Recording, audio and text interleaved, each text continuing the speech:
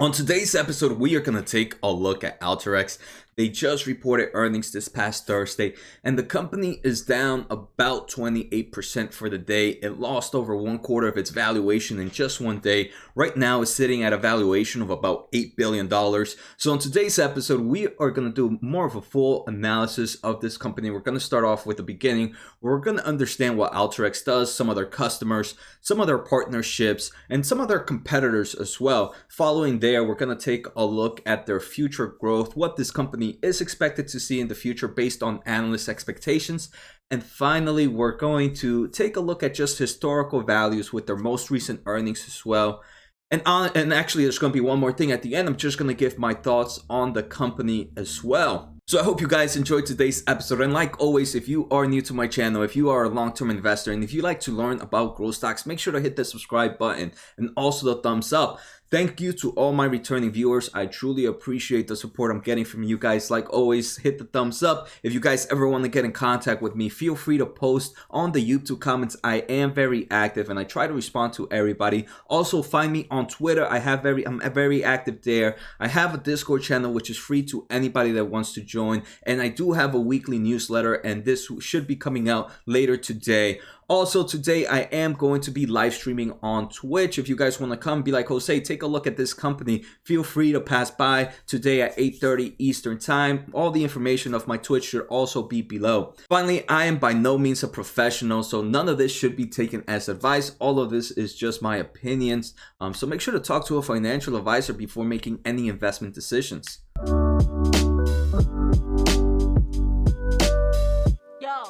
All right, so let's take a look at price performance. So right now we're going to take a look at ALTERYX, and this is a software company, very, very similar in that Saas, and that Saas market is more of a software as a service.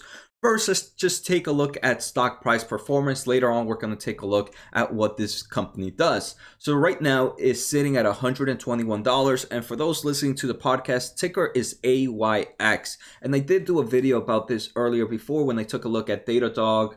I took a look at 3 companies, DDOG, AYX, and there was another one. And a lot of people were requesting more of a full analysis on this one. So that's why I'm providing this. So it lost about over 1/4 of its valuation in a matter of one day. If we take a look at year to date, this company right now is still sitting at about 15% up for the year. But let's take a look at 1 year performance. In the past 1 year, this company has returned negative 7% to investors. So that's if you invested about a year ago in August 9th of 2019. One thing, just out of curiosity, it does seem like this company has jumped from within the prices it goes. It's very volatile. We can see it has gone to as low as 87, then as high back as 158, followed by as low as 80, as high back to 178, and then now as low as 121. So this is a very, very volatile stock. Well, we can see with the market cap of $8 billion, this is no longer called a small company. This one definitely has some meat behind it. So now let's understand what they do. So ALTERYX, you can Google it, find everything. I just wanted to do more of a quick overview. I don't want to go with full technology terms. So the best way is to just go to a simple website like their website or anywhere in Google. So this company's products are used for data science and analytics. The software is designed to make advanced analytics accessible to any data workers. So ALTERYX is part of an ETL tool, and that ETL tool, again, these are just terms I want to get people familiarized with, just so we understand. If you guys find another company outside of ALTERYX, you might be like, oh, okay, now I understand what ETL tools.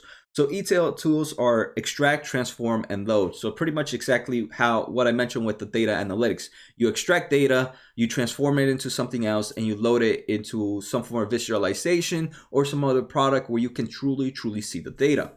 And here I actually found this article at ALTERYX that kind of shows you a really quick example of how you can use ALTERYX and what many people consider a competitor of ALTERYX, Tableau, together, and how companies like Tableau might not be a direct competitor. And the reason I say not a direct competitor is during the most recent earnings, and I'm pretty sure this is a slide that ALTERYX shows throughout their whole presentation, throughout their whole investment career.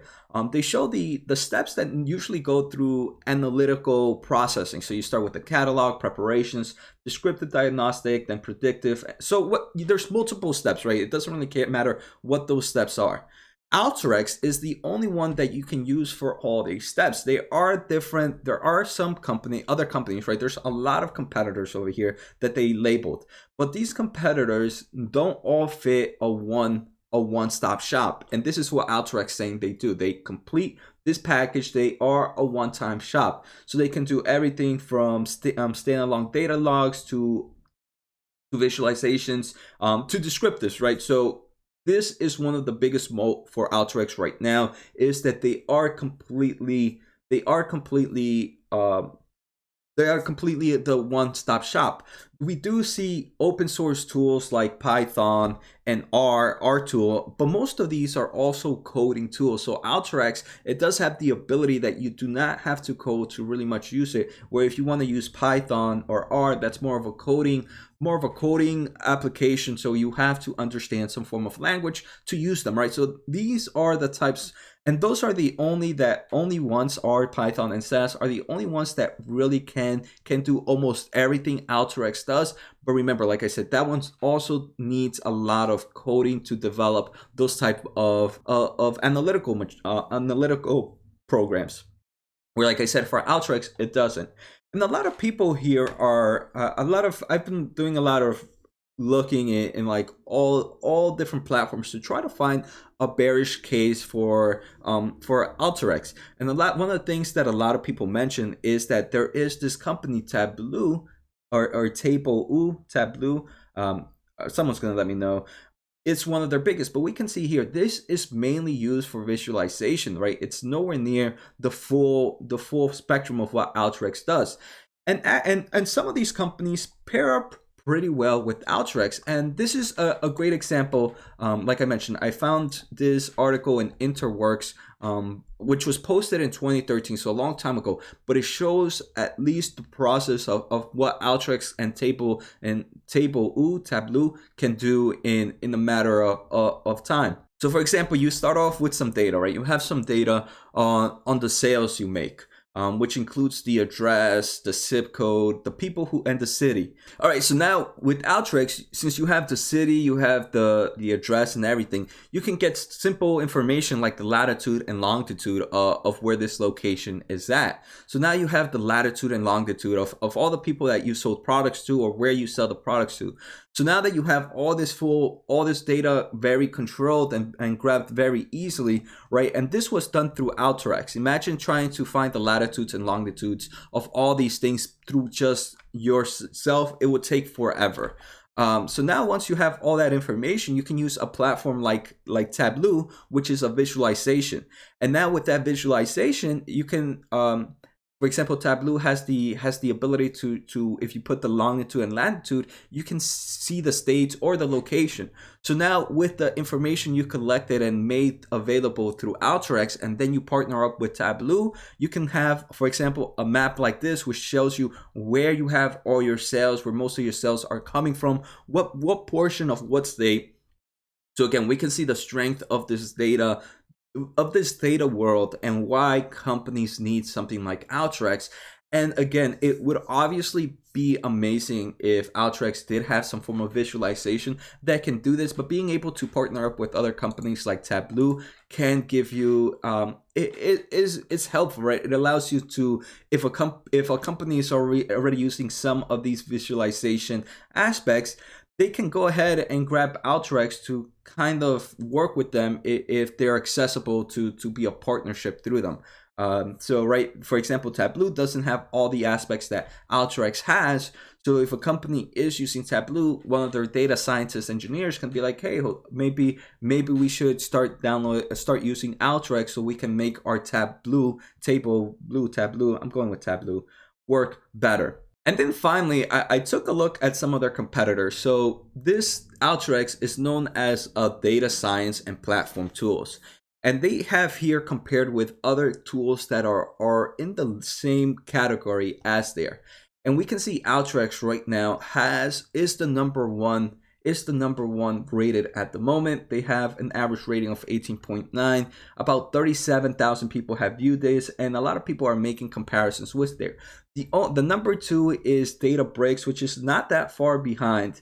But again, we can see there are different platforms here that are doing it. But just to seeing ALTERYX being the number one and one of the world leaders is a huge moat in itself. Being a world in software, I do believe in software, it is very hard to really have a moat, because at the end of the day, it's really just code, right? Anybody can come in and obviously not anybody, but it isn't impossible for someone to come in and just kind of write similar concept code to what you're doing. But I do think being the world leader and having strong customers already backs you up that your software has the ability to do stuff like this. So by being a world leader in this process, I do believe that is a huge moat. Again, most of this stuff is just my opinion. All right, so now let's take a look at some of their customers. So here, if you go to their main websites, you can see all the products that they offer, your pricings and solutions, everything else. What I really want to see are who are some of their customers. So they have some customer stories that they have from 7-Eleven, Coca-Cola, Sega, Walmart, and how ALTERYX has helped them grow their company. And these are some big names, right? We have Vizio, the Salvation Army. I mean, Coca-Cola, it's one of the biggest companies, right? And then they also have companies that don't have stories. So they have ones that are just some of their main customers. They have Audi, Barclays, Cisco. They have Netflix. I remember seeing Family Dollar, Microsoft. Yeah, Netflix, Cat in Asia, it seems. Mitsubishi. So they have Peloton. Some big growers are here. So again, it just shows you that a lot of people are trusting this company. It gives you can load more, right? I can keep seeing more and more of their names. Walmart, like I mentioned. So they do have a huge amount of big customers on them, supporting them. And that to me tells me it's a good sign, right? When you have big companies like Siemens, Schneider, Sega, Netflix, Microsoft, Pandora, Peloton, Pfizer, P&G, right? All these are big multi-billion-dollar companies. Netflix, National Instruments. It gives you a good indication that this company is going in the right direction. They like I mentioned, they do have partnerships with Audi, Cisco, Nestle, but one thing is they are partners with other big companies. So they are partners with Microsoft. So some of Microsoft's tools can be integrated with ALTERYX. Oracle, another one that does a lot of integration stuff, can also be integrated with ALTERYX. Salesforce, DataBricks, one of their biggest competitors, they have worked together to be able to partner with each other. And that to me, and this is one thing I like about the market, and I feel like a lot of people try to say it's negative. There's a lot of people believe that only one company can stay in the market and it has to destroy every other company to be the winner. And that's not the case, right? There's multiple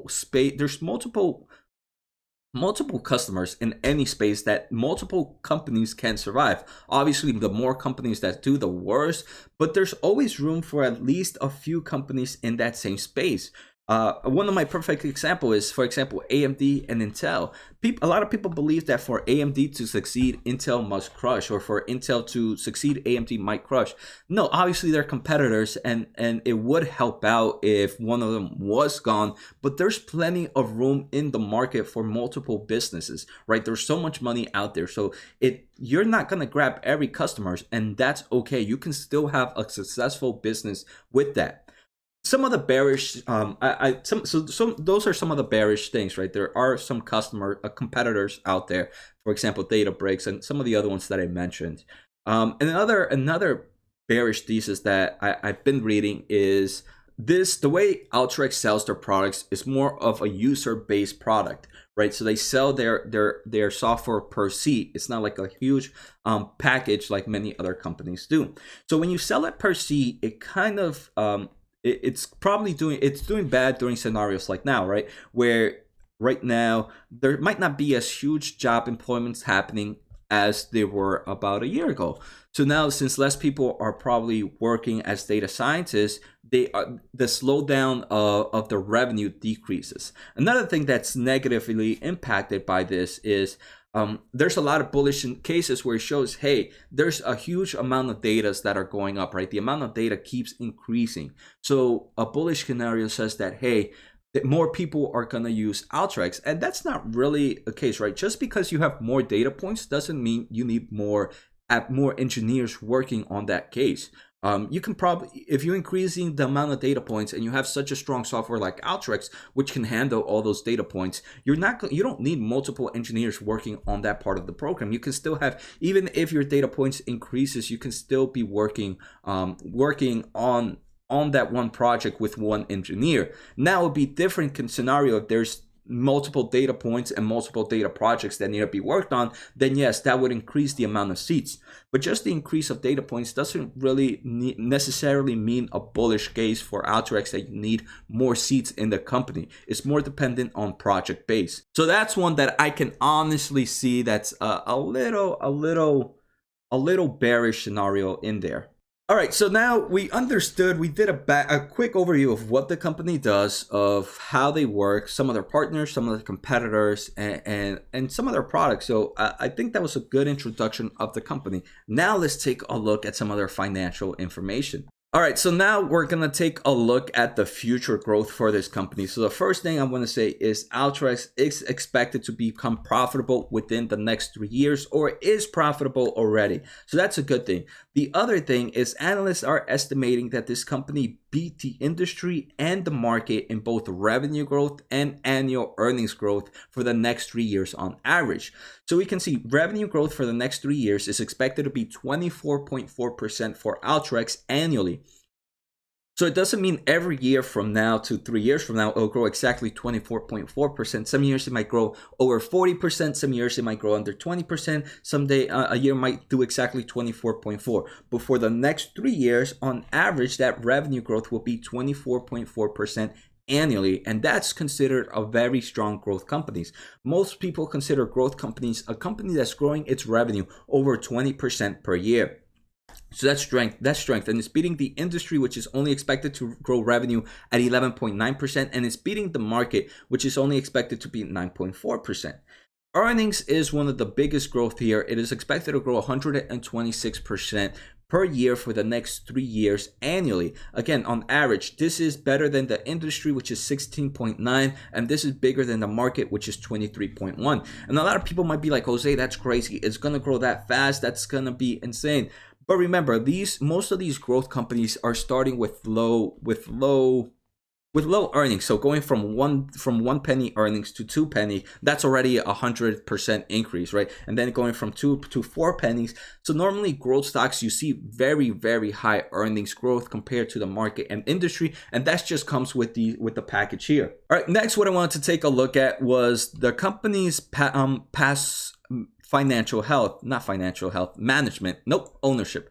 So I wanted to take a look at who owns ALTERYX. And right now, ALTERYX has a huge portion of ownership.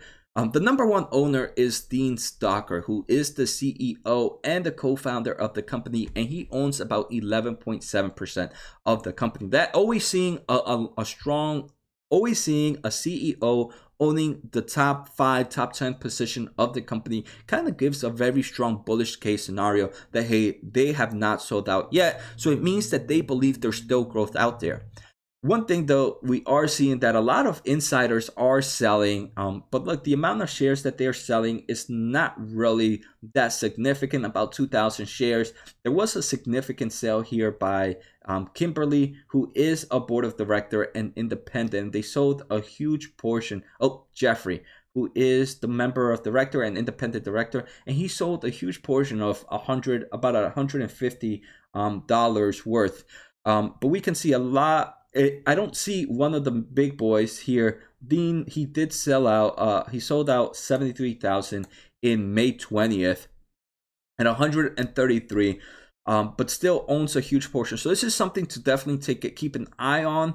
but still seeing a huge portion a huge portion of the share being owned by Dean Stock, the CEO and the co-founder, is pretty impressive. But that's just one thing to take a look at, right? We did see that on May 20th, he did make a big sale. And the big sale doesn't necessarily mean a bad thing, right? They might just there's multiple reasons for an owner to sell ownership in the business. They want to buy something new. They want something for tax, for some purposes, right? There's multiple reasons to sell. One thing I'm not seeing here are purchases.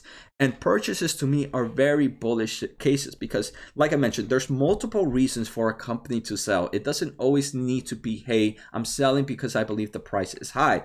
There's multiple reasons why the person wouldn't want the money right away. But there's only one reason for an insider to buy, and those are the ones I'm really looking at. Unfortunately, there's not any purchases of the shares even in the past year or so, which is a little discouraging to say the least, right? This can be added to a bearish scenario. All right, so now let's take a look at past revenue growth for this company. In 2019, year over year, ALTERYX grew about 64%. In 2018, it grew 92%. In 2017, it grew 53%. So we can see in the past 3 years, this company has shown strong growth of its revenue. Now let's take a look at their profit margins and gross margins. Two things that I really like to see here in a growth stock. The first thing is their gross margins have increased throughout the years, right? We can see it throughout the years. They are improving. The second thing, that profit margin has been improving as well. 2019 and 2018, they were profitable. 2020, it seems like they might go back to negative for the year, especially based on everything that's happening right now, but they are expected to be back in profitable mode. So it is a little discouraging that they went from unprofitable to profitable to maybe back to unprofitable for this year, but that's something we're gonna have to take a look at. And I do believe that's one of the driving forces that's driving this stock price down. All right, so now let's take a look at their most recent earnings, and they crashed around 27%, like I mentioned. Actually, first, let's take a look at their earnings. For the company, for GAAP earnings per share, they were negative 53 cents this quarter on GAAP earnings per share, which means I do believe that's a huge portion. So they are going, I'm pretty sure this year is going to be a negative year for them. They did beat on non-GAAP earnings per share of 2 cents, and that actually beat expectations by 16 cents. Revenue for the company was $96 million, 96. So this is a very small company, and it currently has a 17.3% year-over-year growth. So it has slowed down its growth compared to what we normally see per year, right? We mentioned a growth for the year of 2019 was 64%.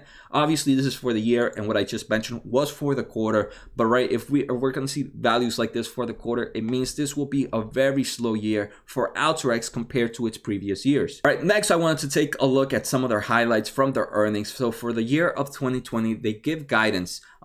They do give guidance for the company. They are expecting, and actually I think I found, oh, here we go. I have it highlighted here. For the full year of 2020, they expect guidance of revenue to be around $460 to $465 million. This is only an increase of 10% to 11% year over year. So this year is going to be a pretty bad year for ALTERYX, and this, I believe, is the major driving reason for this company to be down. For the quarter, they expect a similar 7 to 11% year-over-year growth, with revenue being about $111 million to $115 million.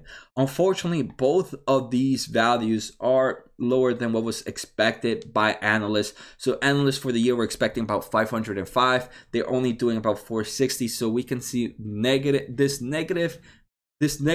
bearish scenario where you're not even close to what analysts expected you guys to make.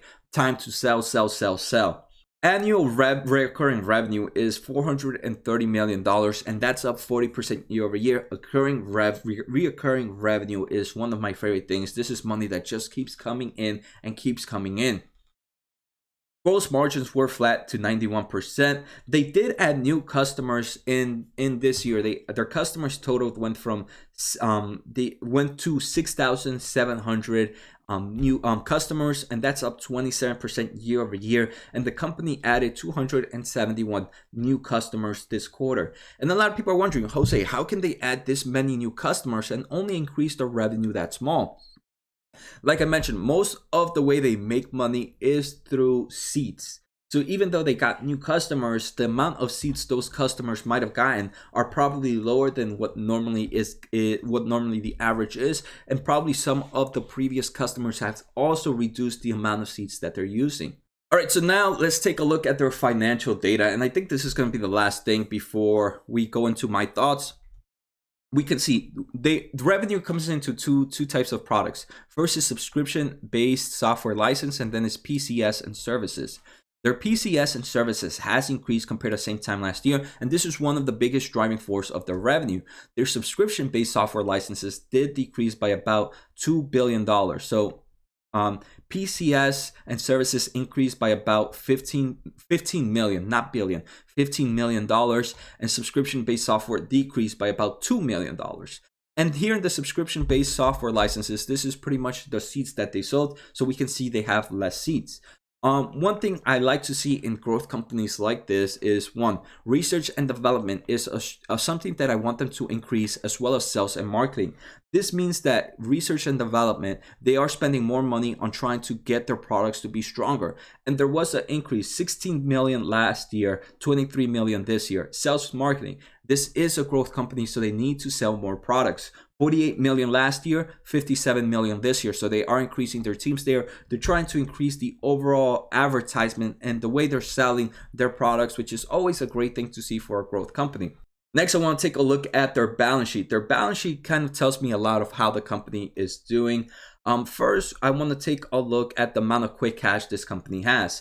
About 6 months ago, which was the beginning of this quarter, they had about close to $800 million. Now they have about $730 million. So about $70 million less in quick cash. Not a big thing, but they do have a nice amount of cash available, and that's always good, because with a growth company, you want to make sure you have cash at hand to be able to survive.